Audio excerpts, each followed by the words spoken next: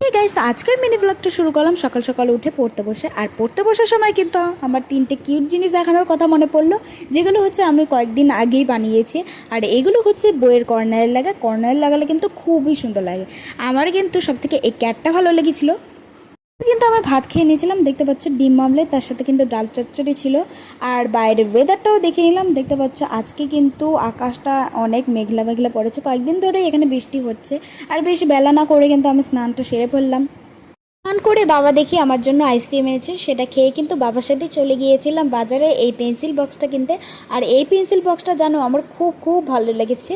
এর সাথে কিন্তু আমি একটা সেটও পেয়েছি, তিনটে জিনিস। আর এখানে আছে হচ্ছে একটা ডিজাইন করা স্কেল, তার সাথে হচ্ছে রাবার পেন্সিল। তারপরে কিন্তু আমাদের গাছের ফুলও দেখে নিলাম। আর এই গাছের ফুলটা আমার নাম জানা নেই, কিন্তু আমার সেই লাগে ফুলটা। আর ভাতও খেয়ে নিলাম, দেখতে পাচ্ছ এখানে আছে সকালের কচুলতি, তার সাথে হচ্ছে ডাল চচ্চড়ি। আর আজকে যেহেতু রবিবার, তাই জন্য কিন্তু মা এখানে চিকেন করেছিল।